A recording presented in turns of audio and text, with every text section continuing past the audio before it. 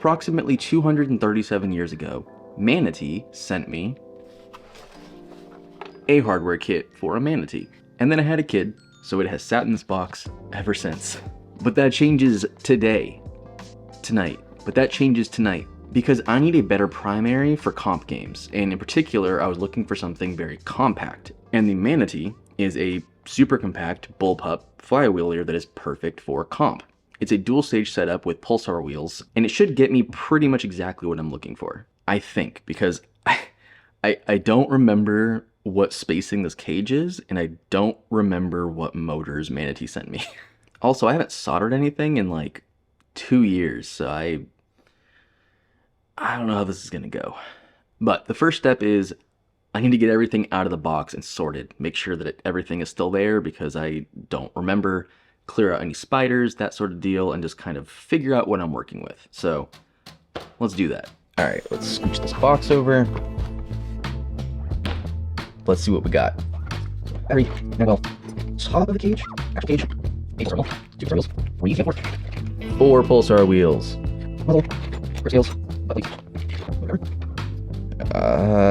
Something to do with the solenoid. Another, oh, this one had a rail. Don't need that. The barrel assembly that I've already put together because I had to paint the pipe inside the assembly. Trigger, red trigger, switch plates, heavies. Something. Solenoid. Wire. Motors. Assorted hardware. And the 2 flat bars that make up the body. So I think everything is here, and as far as I remember, everything just sort of stacks forward like a sandwich, and then you slide an aluminum bar through it like a Lynx, and everything is good. However, I do remember that when I first printed this, I couldn't fit the aluminum bars into my prints. And Manatee sent me a different version of the files that had a little bit of a looser tolerance for all of the bar slots. However, they still didn't fit, so I had to sand all of the bar slots. So if you're building a Manatee, it's very important that you print something first, like the muzzle, to make sure that your bars fit, because you don't want to end up getting here on the table only to find out that nothing fits. Because... what? Okay, that side fits. That side fits.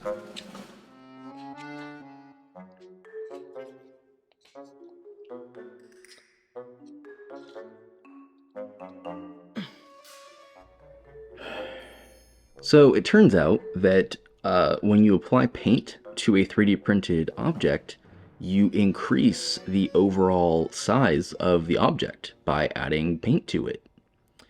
And so even though these bars fit before, they don't fit now. So I don't have the time or energy to sand all of these slots. So what I'm going to do instead is sand the bars. Because if I can smooth out the edges on all the bars, then it'll just fit into everything else. So, wish me luck.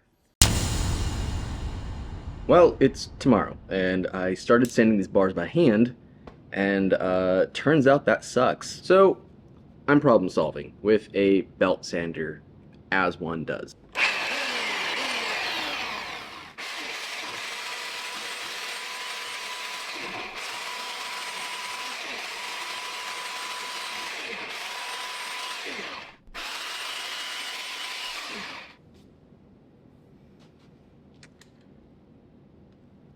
Ow! So, the sanding is working. It's not the smoothest job in the world, because this is not how a belt sander is supposed to be used, but that's the tool that I have, and that's the tool that I'm using. However, it's also resulting in a very rough surface finish, because this is 100 grit sandpaper. So, I'm trying to knock out all the corners and edges on the bar.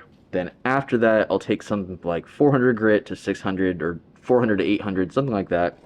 Hit all the corners and flat parts of the bar so that it's a little bit smoother, because if I leave the sides of this bar rough, it's going to be just as hard to put the bar in as if the bar wasn't sanded. So, yeah, I'm just gonna burn through the rest of these and hopefully that works out.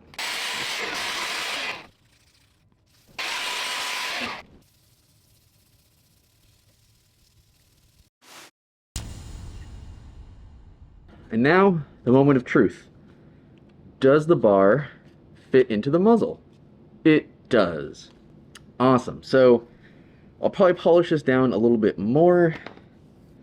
There's definitely some edges that are still a little rough. Then I will sand the other bar, and by tomorrow we should be good to go. Oh man, it's hot in here. It's gross. Okay, well, it has been a week, but guess what? Yeah, they all work now. It's fine. So now I need to actually assemble the blaster and wire everything up. So first things first, let's get the solenoid in, and then we'll start getting the motors and the flywheels in place. Oh, that's a tight fit. Let's try to put this in this way. Is it not gonna budge? You know what? Let's back this out a bit. I'm gonna take a flat file, and I'm just gonna try to hit this a little bit, because sometimes it can feel like something like really doesn't fit, but it actually only barely doesn't fit, because they're hard materials. So if it doesn't fit, it just stops no matter what, even if it's only a little bit. So I'm gonna hit it with the file, see how it feels.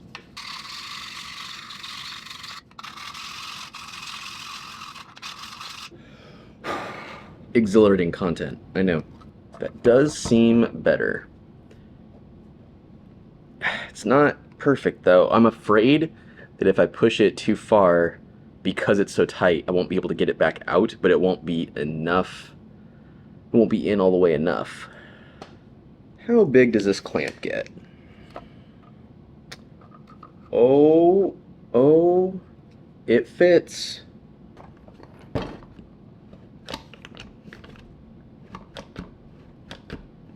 Ha! Oh, you're kidding me. I pushed it in too far.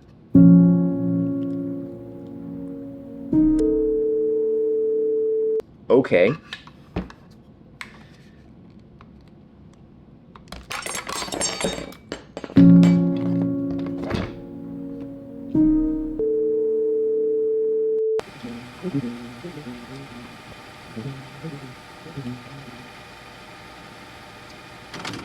Good enough. I'm sure that will have no adverse effects on assembling this blaster at all. Okay, I need something that is a square. Do you fit random scar barrel? You do. So I'm going to use a scar barrel and a clamp on the top and push at an angle, which is not great, but it's what I'm doing. And it is backing out slowly. Ha! Perfect. Autofocus probably didn't like that. Whatever, it's perfect. And then we're gonna slide the little protector right in there. Except that it doesn't fit either, which makes sense. Just use it. Just another scar barrel. Scar barrels are the answer to everything.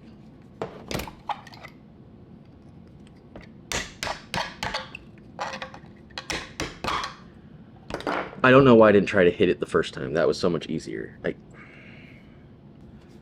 And that is good to go. That's really heavy. I'm not going to tighten these very much. I don't think they really have to be. They're just kind of keeping it in place. Because it's so tight, I mean, like, I had to wedge it in there with these quick grips. So, obviously, it's not going to slide out on its own. Alright, you know what? I have just enough time. Let's put the mag release together, because then I can make sure that the mags fit and see if I need to like do anything to make sure the mags actually fit. So the mag release is pretty simple. It goes up into a channel right here, and it's held with this plastic pin sliding right through here. The interesting thing about this, there's no spring. Instead, there's this weird hole, and I didn't know what that was for until I went back and looked at an older Manatee, and it turns out this is for a dart head, which is an old trick, apparently. So we're going to sacrifice a Gen 2. I didn't know the Gen 2 heads were so long. We're going to align it, hold it under tension, and then we're going to slide the little pin and out the other side. So pin in, mag release is there. Yeah, okay, it gives, it's tight. Let's try it with a regular Talon. I think it'll be okay. I can always just like hit the inside of the mag well with a file, smooth it out after the fact if it's a problem. I'm gonna put one bar in so that I can at least slide things together. Wait, that's backwards. Let's see what this would look like. Okay, that's not bad. Day 2. Well, day 2 of actually doing work on this. Tomorrow, motors, flywheels, hopefully start soldering, and hopefully I can just wrap it up. See you tomorrow. Alright, so now it's time to actually wire. What I am noticing is that there are 2 points where I have to fork the wires. Because essentially this is one circuit, but it has 2 halves. It's the flywheel set and then the solenoid set. But the way that the blaster is built kind of requires them to run back and forth a little bit.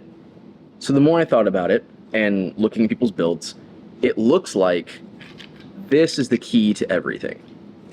Everything basically flows out of the handle into the other parts of the blaster. So I'm going to wire the grip first. That way I have the wires running out with slack. I can start assembling and then wire as I go. I also made the decision that instead of using just black and red wires to help prevent me from getting confused, I'm going to use red and black for positive and negative, like to the XT60 that goes to the battery. But then from the switches, I'm going to continue the positive line in... I thought I had orange wire, but I don't. I'll do yellow. So red becomes yellow. And then conversely, black will become blue. That'll probably make more sense once you see it, but basically, battery is going to go out as red and black. Once they hit switches and then go to the next part of the switch, they'll become yellow and blue, and then hopefully I won't mess all of it up. So, first things first, I need to get my motors and flywheels in. I mean, technically I just need to get the motors in, but motors and flywheels in. So let's see what I got. 4 Krakens. So I'm going to be doing, dang it, 2 red going forward on the left side, 2 red going backward on the right side. I just dropped a motor screw. I'm never going to find that. Alright, motors in. So then I have 4 pulsar wheels. It's not the best alignment I've ever done. Maybe it'll be fine, who knows? But I'm going to be running the positive red here, then yellow from here to here going up, so like a 3-prong, and then blue coming from here. Is that normally open? Yes. Oh my gosh, I'm sweating so much. So then, I'm going to wire yellow from here to here and then continue onwards. Alright, so now this is wired to that, that's wired to that, that's wired to that. Perfect. So lastly, I'm going to wire the blue to the normally open on this switch. And there you have it. I have a tri-colored loom. Let's get it back on the plate. Okay, that wire bridge is tight. So I need to run it under it like this and pull through. There you go. So now I have everything running out the top. So then the next thing is going to be wiring the yellow wires across the back of this unit, and then starting the black wires here that will eventually run to the battery.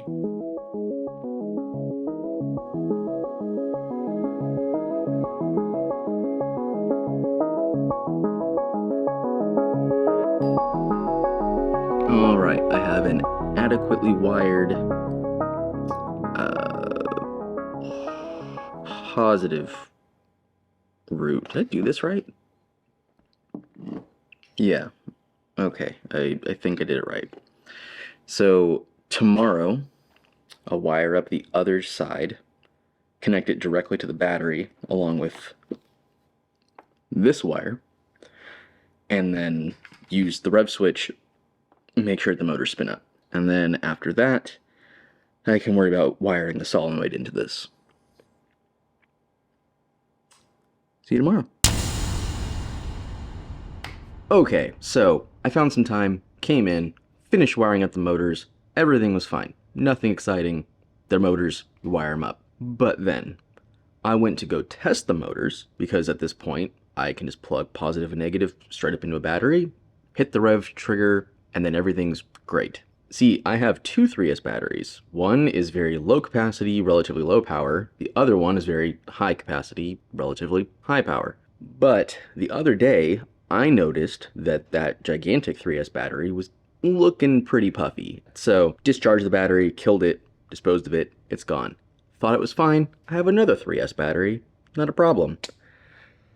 I didn't do the math, though, and it's not powerful enough to even power the 4 Krakens, much less 4 Krakens and a solenoid. So, I need to go buy a battery.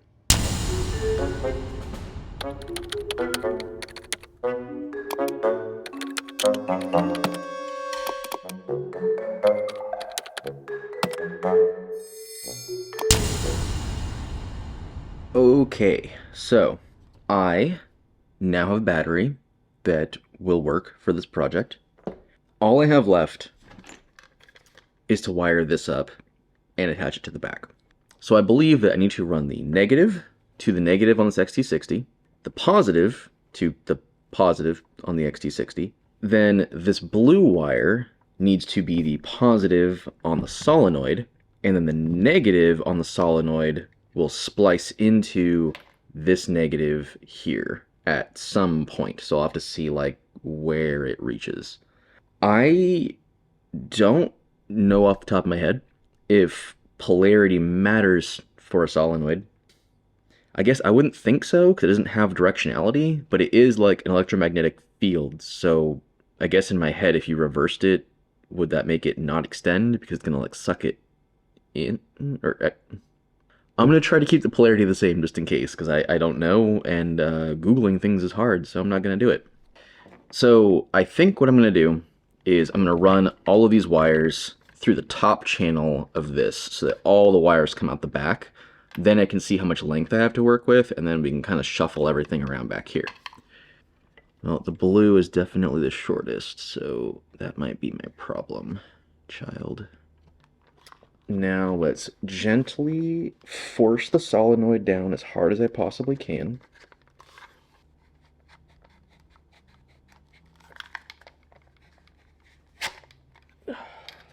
Ooh, almost pinched the wires. Okay, hold on. Okay, back a little bit. I was not pulling the wires enough as I forced that down. That was dumb. There we go. So now everything is running out the back. Okay. So I have a ton of this red wire, which is like the wire I need the least of, but that's all right. Let's heat up the old soldering iron. So basically, I have these really cool shrink connectors where this is heat shrink, and then in the middle is a solder ring. So basically you put both ends of the wire through it, you join them, slide this over the middle so that the solder is over the joint, then you hit it with a heat gun to hold it in place, and you hit it with a soldering iron right on the solder, and it melts and fuses it together. I have never used these. This is my first excuse to use them, so I'm gonna use them. Okay, so now I have my cool little joint there in place. I'm gonna hit it with the heat gun for a second to shrink it, and then hit it with the soldering iron to fuse it.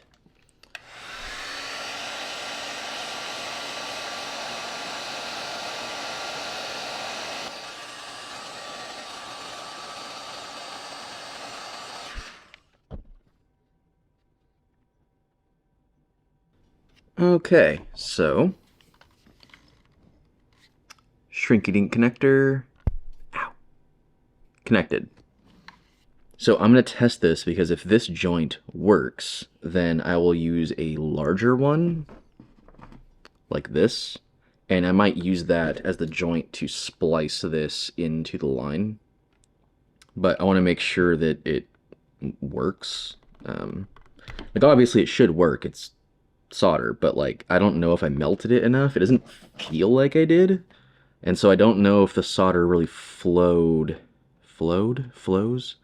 I don't know if the solder is flowing correctly into the wires, so I don't know how good that connection actually is. What is this silicone made of? There. Positives in, negatives in.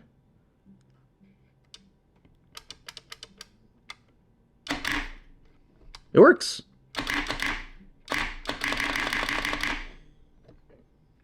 Also, that was a test of my trigger setup because the way that I wired it was so that the positive line runs through the rev switch and then from the rev switch to the solenoid switch, which means that it basically gives it a rev lockout because if the rev isn't being held, there's no current passing through it, so it doesn't complete the circuit, and therefore the solenoid trigger doesn't work either. So in that test, I was not able to fire until I held on to the rev trigger. Okay, so then basically what I'm going to do, what I'm going to do is I'm going to twist this into this wire, and then I'm going to slide this thing over it, hit it, solder it, fuse it together. Just to be safe, I actually might tin this a little bit because I'm nervous. I don't know if I'm supposed to. I didn't on the other one, but this one will be more annoying to repair. Oops. Let's slide this over.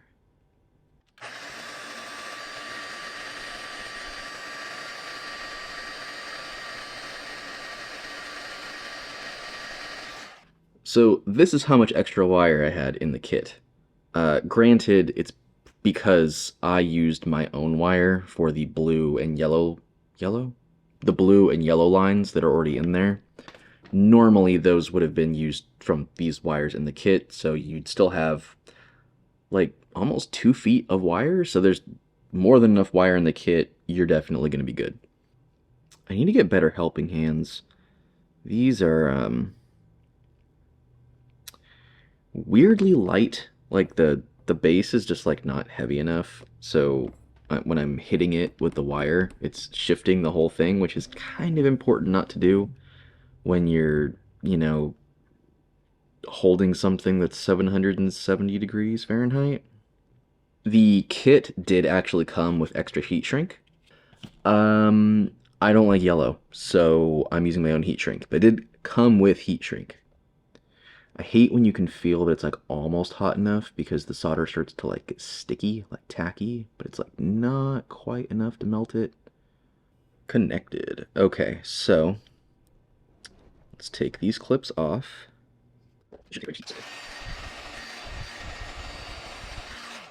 This heat shrink is really cheap and it shrinks like instantly with like any amount of heat. This heat shrink seems really heat resistant, so it takes actually a considerable amount more heat. So then I'm just going to slide this up to here. And so now wiring is done. Let's double check that before I do stuff. Revving. Now pushing the trigger. Nothing should happen. I'm going to rev, then push the trigger, and we should hear the Daka daka.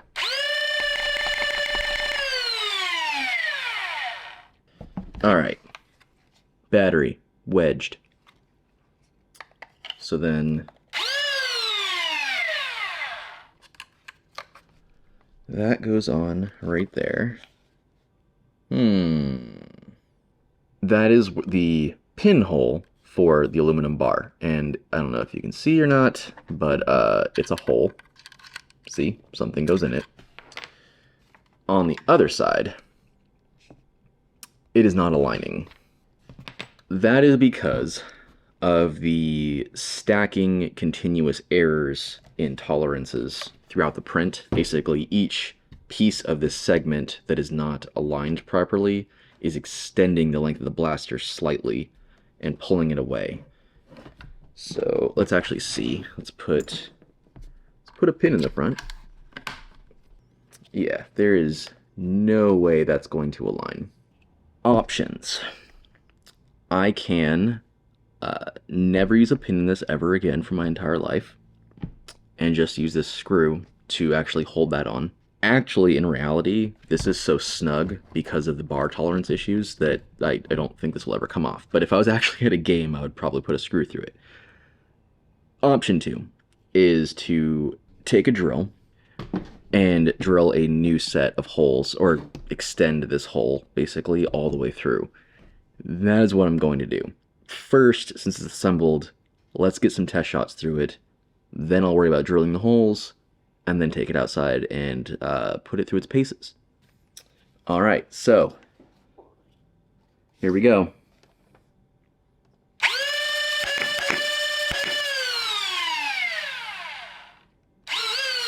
Works. Cool. So I'm going to drill the holes in this bar so I can put the pin in because it looks really nice with the pin. And then I will set some stuff up outside, take this out there, and see how it feels. Probably slap a sight on it because that'll look cool. So I loaded up some mags and took it outside to just practice moving around, firing at targets from different positions, and just, you know, generally getting a feel for it.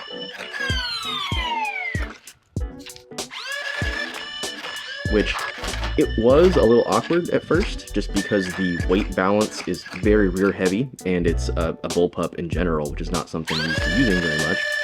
But eventually I found my groove, and it was comfortable to use and easy to move around. I really like how short it is and how tight I can pull it up against my body.